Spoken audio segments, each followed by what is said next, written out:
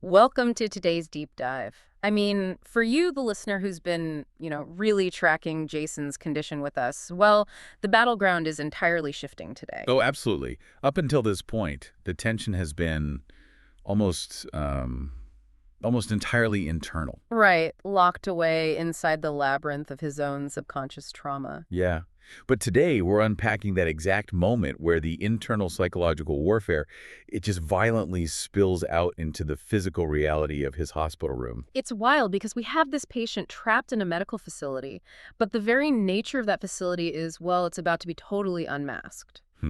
We're looking at this crazy collision of suppressed memories, corporate military espionage, and honestly, the raw, unyielding force of maternal protection. Yeah, we've got a lot on the docket. There's a surreal dream sequence, this really sudden military intervention, the heartbreaking arrival of his mother, and a super weird confrontation over a medicine pouch. And, that collision really begins deep inside Jason's mind.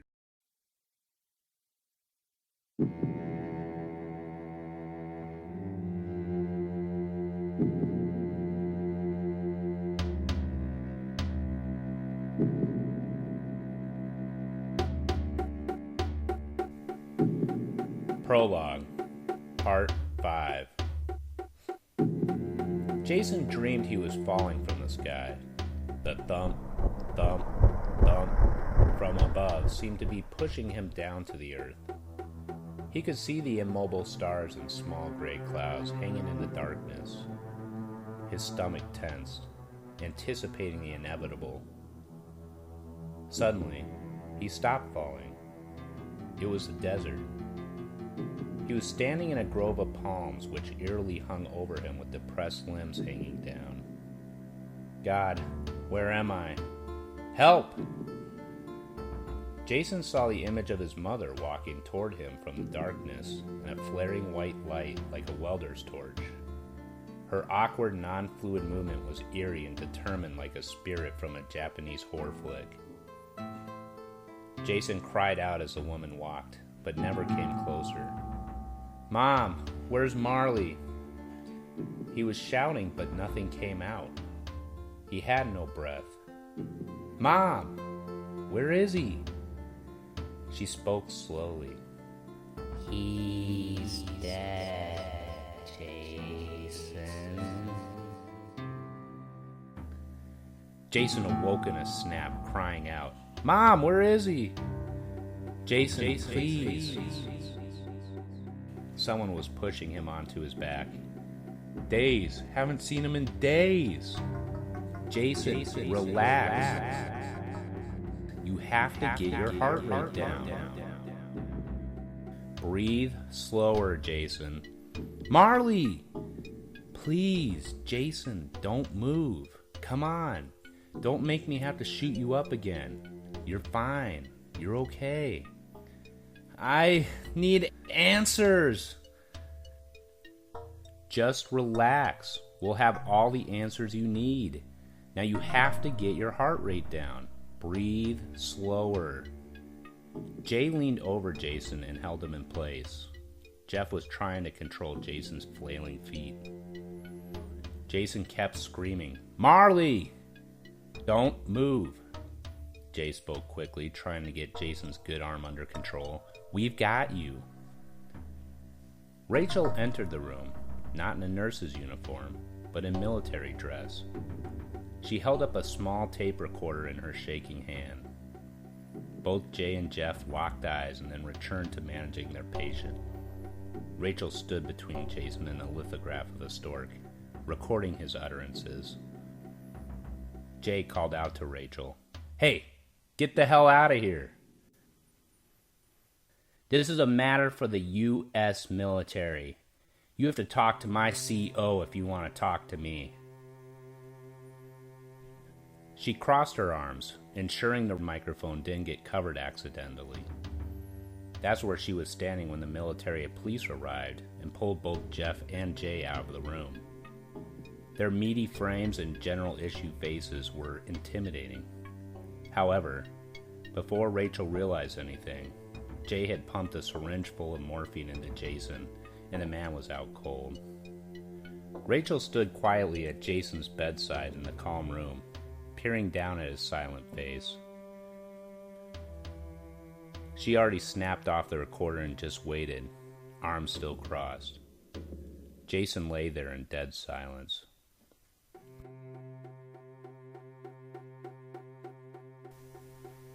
An hour later, Rachel was gone and Jason had another visitor. One that he wished he could have seen. A woman, about 60 years old, wearing a loosely fitting dress, shuffled into the room and cast a hopeful glance at Jason with her deep-set and very tired gray eyes. Her face showed the lines and shadows of a woman struggling with heartache. The deep-set wrinkles on her face are those of a woman 20 years her senior. These lines were all earned over the last 2 years, watching her son deteriorate in this room. She appeared from behind the curtain in the usual way, but this time she had hope in her eyes. She moved right up to the bed and looked at her son's slack face. With a slow hand, she placed 2 fingers on his lips. Shh. The hope in her eyes started to get teary and blurry. She wiped her eyes and exhaled sharply as if to shake off fear. She then started moving quickly around his bed, checking the various medical devices. Moving quickly around the bed, she checked the flow of the IV, and the bag was still quite full. Good. She moved with efficiency and experience. The Native American CNA came strolling in and excused himself as he collected all the dining utensils off the food tray. Gloria, how do you do? Hi, Willie. Just giving my son a once-over. He was awake today. You should have seen, Willie said proudly. I tried to get here, but did he say anything?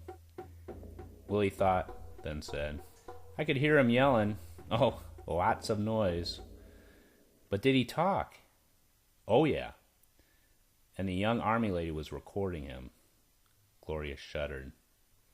Willie added, but Jay quieted things down before she could get anything. He moved on to the sedative really quickly. Jason was sedated, but he'll be fine. Funny that coming from a sloppy attendant like Willie wasn't very reassuring. Gloria turned back to Jason and said softly, I'll have to get you home. No more of these close calls. Dr. Wells darted into the room and gave Willie a patronizing glare, then looked at Gloria with a somewhat practiced smile. It was oddly reassuring, even though there was no purpose behind it. Willie rushed around Jason's bed and started to tuck the loose edges of his bedding, to which Dr. Wells spoke. Willie, please, could you? He gestured to Gloria and Willie made eye contact with her.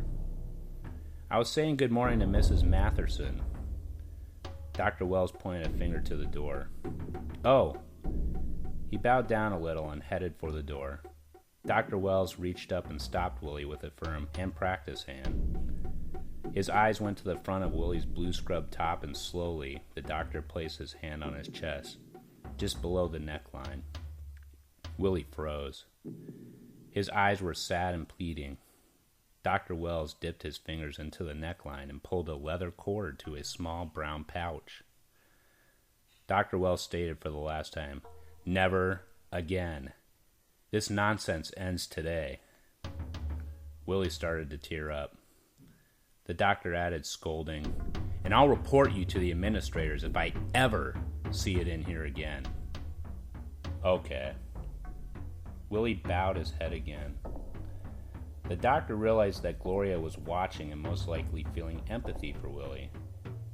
So he let the little bag fall. Thank you, Willie. Wells smiled a fake smile. You can go now.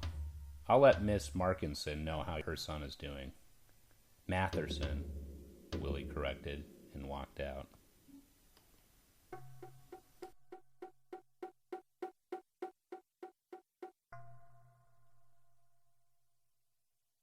The physical chaos that erupts in the room is entirely fueled by the emotional terror he's experiencing in his coma. Which is just terrifying. I mean, we're dropped straight into this dream of him falling from the sky. Right, and it's not like a passive free fall either. There's this heavy, rhythmic sound. The thump, thump, thump. Exactly, a thump, thump, thump coming from above him.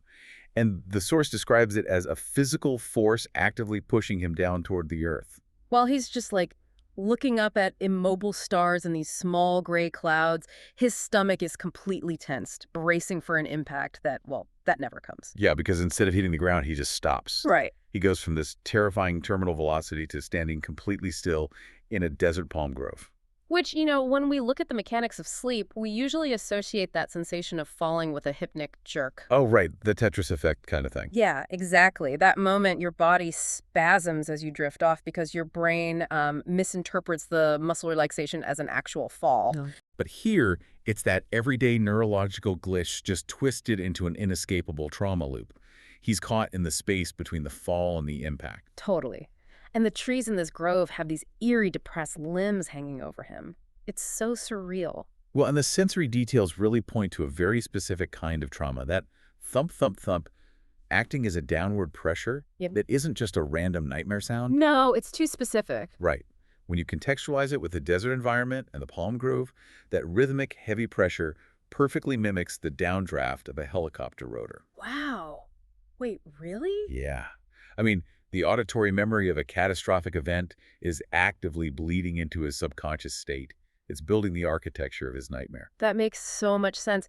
And his brain's defense mechanisms are just completely overwhelmed here because it takes the ultimate figure of safety, his mother, and corrupts her into this absolute figure of dread. Yeah, the way she appears is chilling. She walks toward him out of the darkness, illuminated by this harsh, flaring white light, like a welder's torch. And her movements are entirely unnatural.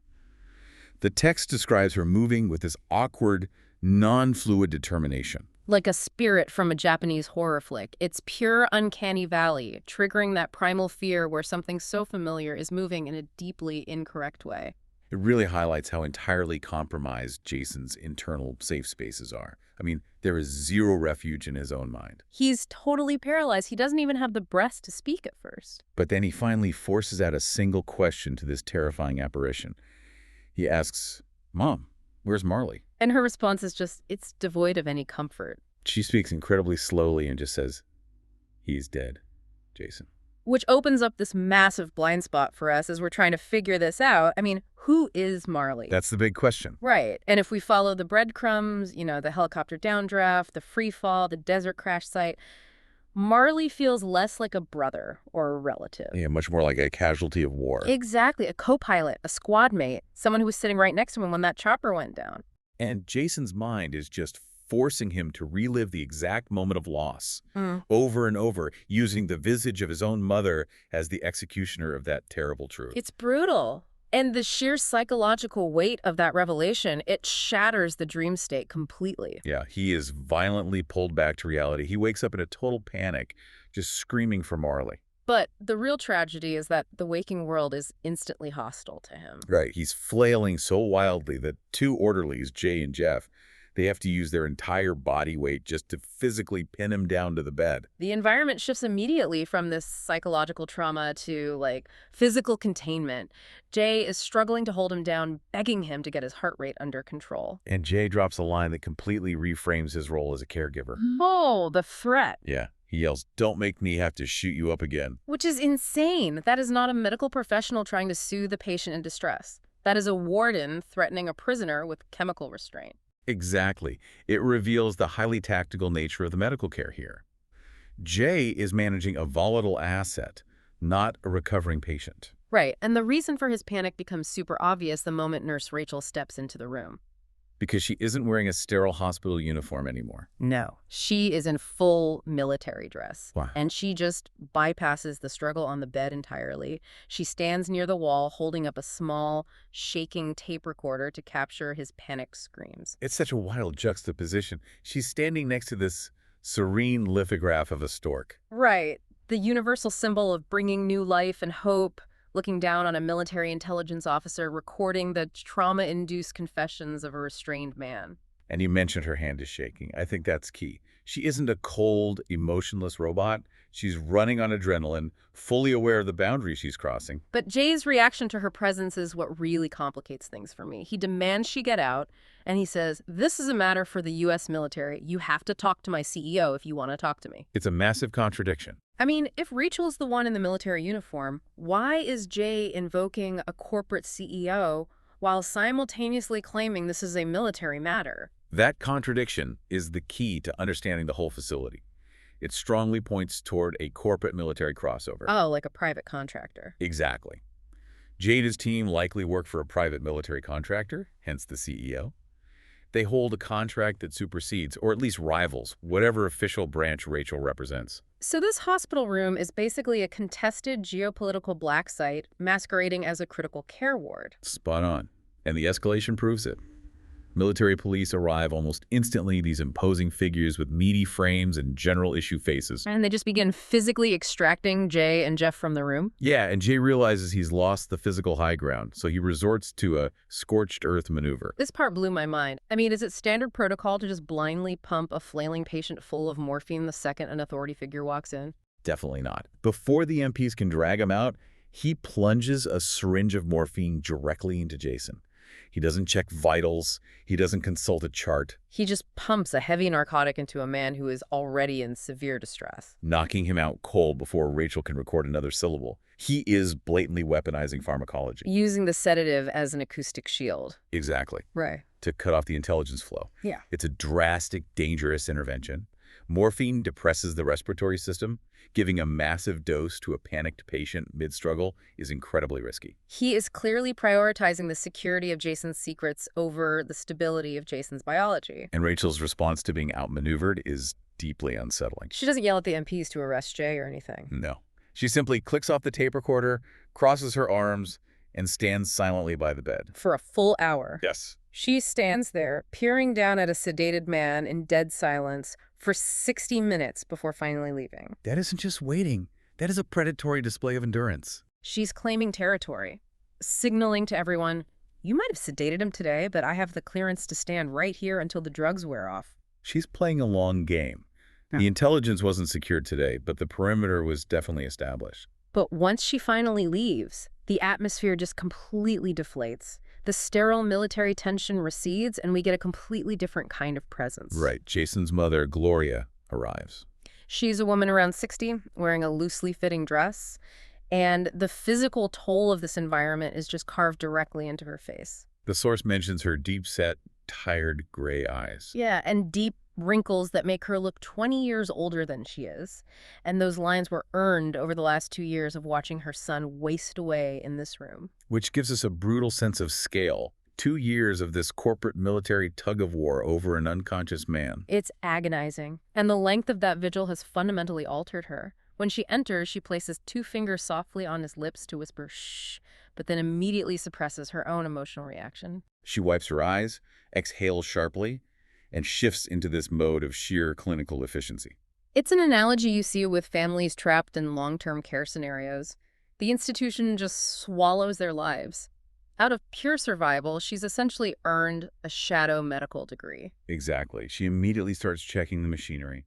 She checks the flow of the IV, evaluating the fullness of the bag, mentally noting that it's good. She has to become a secondary nurse because she knows she can't fully trust the primary caregivers. She's maintaining his biology because she senses the hospital is treating him as something else entirely. And her delicate, controlled ecosystem there is completely disrupted by Willie. the Native American certified nursing assistant. Willie he operates on a completely different frequency. He really does. He comes in to clear the food trays, cheerful, well-meaning, and entirely oblivious to the covert intelligence war that just happened. He proudly informs Gloria that Jason was awake, yelling, making lots of noise earlier. Just casually dropping devastating intelligence. Right.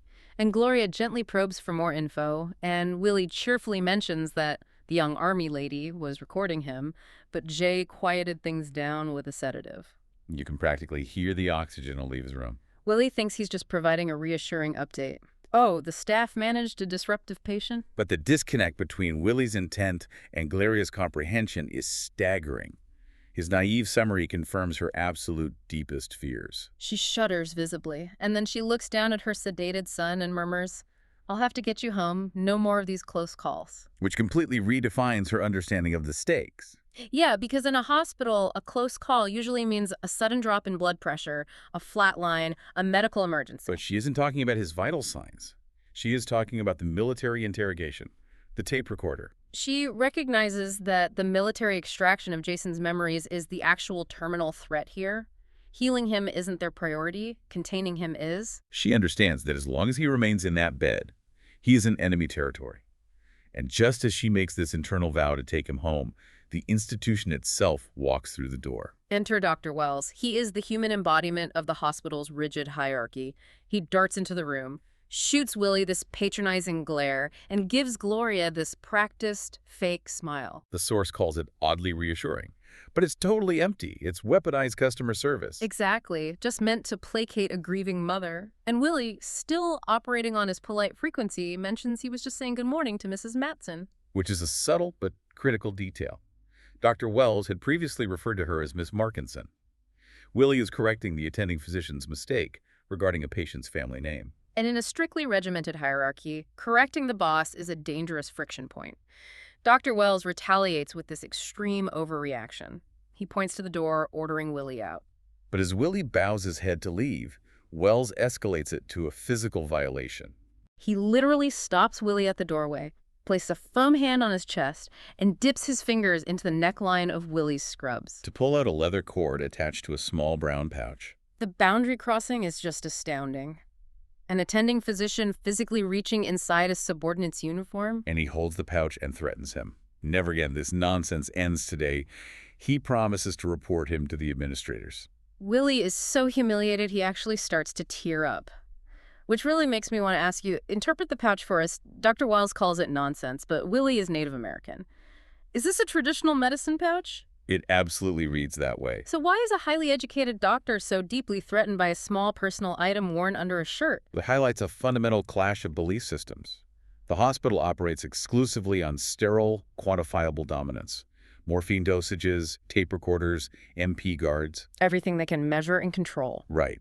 But a medicine pouch represents spiritual, unquantifiable protection. It implies there are healing forces completely outside the hospital's authority. And for an institution built on total oversight, an unseen belief system is a systemic threat. Exactly. It represents humanity, and humanity cannot be easily monitored or medicated. Dr. Wells might also just be projecting his own institutional impotence. Think about the timeline. Right, military police just occupied his ward. A private contractor just chemically knocked out his patient. Wells has zero actual control over the geopolitics happening in Jason's room. So he asserts absolute dominance over the lowest-ranking person in the room. Over a perceived infraction of protocol, it really paints a bleak picture of the environment Gloria is trying to navigate. If the administration is willing to ruthlessly strip away the personal spiritual comforts of its own staff, They will have absolutely no moral reservations about tearing Jason apart for intelligence. Exactly. But the standoff at the door resolves in a really specific way. Dr. Wells doesn't confiscate the pouch. No, he lets it drop back against Willie's chest, and he doesn't do it out of a sudden surge of guilt either. He drops it because he catches Gloria watching him. Yeah, he notices her observing the interaction, processing his cruelty. In that split second, the power dynamic shifts again. Wells pastes that artificial smile back onto his face, steps back, and politely dismisses Willie. And Willie manages a tiny, brilliant act of defiance on his way out. He looks at Gloria and says, "Goodbye, Mrs. Matson." correcting him one final time. I love that. It's such a masterful sequence of shifting authorities. We travel from the absolute vulnerability of Jason's nightmare to the brute force of military intervention to the quiet, devastating realization of a mother observing a broken system. Every single interaction in that room is a proxy war for access to Jason's mind. You can really feel the oxygen burning up in that room. The pressure is coming from every conceivable angle. And we really want to thank you for joining us today as we mapped out this battlefield. It's an intense environment where trauma loops, pharmacology, military ambition, and spiritual defiance are all just grinding against each other in real time. And Jason remains trapped in the dead center of it, entirely dependent on the one person who recognizes the hospital for what it truly is. His mom. Right. But before we sign off, I want to leave you, the listener, with a completely different angle to consider. We've been operating under the assumption that Jason's coma is a medical failure, a symptom of his severe trauma that the military is just trying to exploit. Right, that he's a victim of his own mind. Exactly. But what if his subconscious mind is actually playing a tactical role here?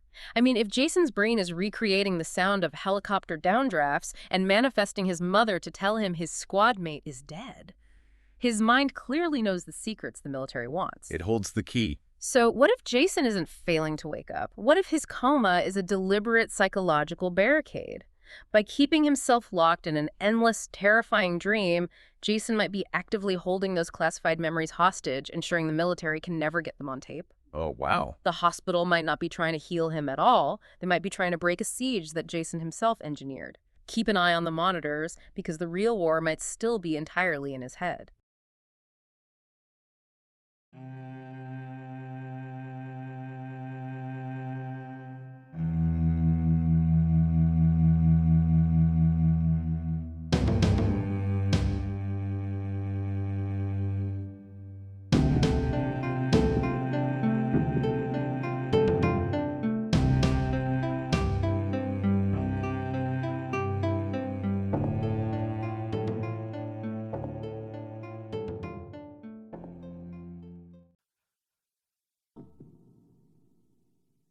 This is Troy. I wanted to thank you for listening and hope that you tune in for my weekly presentation of In Darkness We Sleep. Vocals by Eric Neubauer and Troy St. James. Music and episode art provided by Robert McNichol. I can be contacted directly at troystjames@cox.net. Join me on Facebook or follow on Twitter at Troy St. James. This audio podcast is produced by Troy St. James, copyright 2012. Have a good night.